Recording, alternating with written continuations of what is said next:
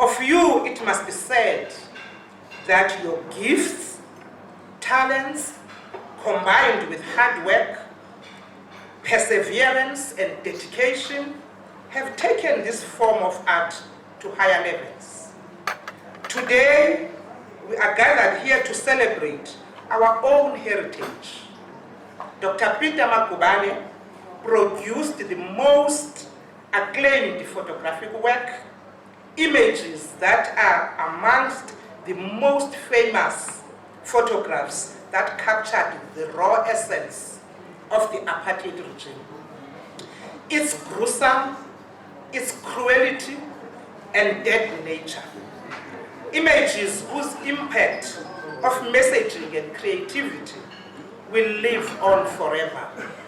Photographic mastery, whose horrific nature provoked a feeling of dismay and compelled even the most stubborn human being of the world to act against the repudiant government of the apartheid of the time. Through your work, Dr. Magubane, of photography, you recorded the atrocities committed against your people, while the lens stood steadily as you took those pictures.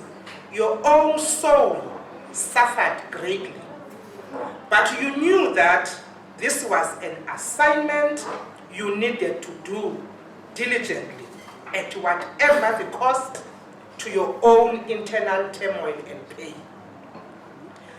Dr. Magubane, coverage of the 1976 June 16 student uprisings earned you a worldwide acclaim and led to a number of international photographic and journalistic awards.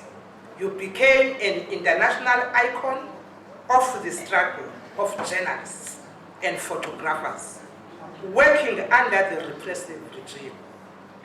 It is said that, and I quote, "A struggle without documentation is no struggle at all," close quote. Dr. Peter Magubane was the lens and the eyes that one can say saw it all. From being hired at Drum Magazine to cover the ANC's 1955 convention, the Freedom Charter Conference, to documenting the protest against the pass laws, Nelson Mandela capture site outside Howick in KwaZulu-Natal. He covered the Rivonia trial, which was the watershed moment in the resistance against apartheid. The burning of the ANC, the Sharpeville riots, and the massacre that followed the riots. Steve Biko and the Black Consciousness Movement, and the Soweto student uprising. Some of us that grew up later wouldn't have known that history if it was not for the lens of Dr. Peter Magubane. Your work throughout your life confirms to me what Ms. Susan Sondang said about the work of photography in her essay titled On Photography, which was penned in 1977. And she says, and I quote, "A photograph is not just the result, an encounter between an event and a photographer. Picture taking is an event in itself, and one with ever more peremptory right to interfere with, to invade, or ignore whatever is going on. Our very sense of the situation is now articulated by the camera's interventions. The omnipresence of the cameras persuasively suggests that time consists of interesting events, events worth photographing. This, in turn, makes it easy to feel that an event, once underway, and whatever its moral character, should be allowed to complete itself so that something else can be brought into the world, the photograph.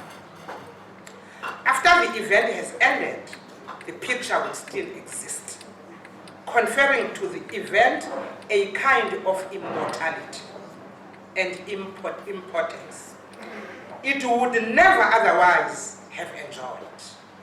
While real people are out there killing themselves or other real people, the photographer stays behind his or her camera, creating a tiny element of another world, the image, world that beats to outlast us all.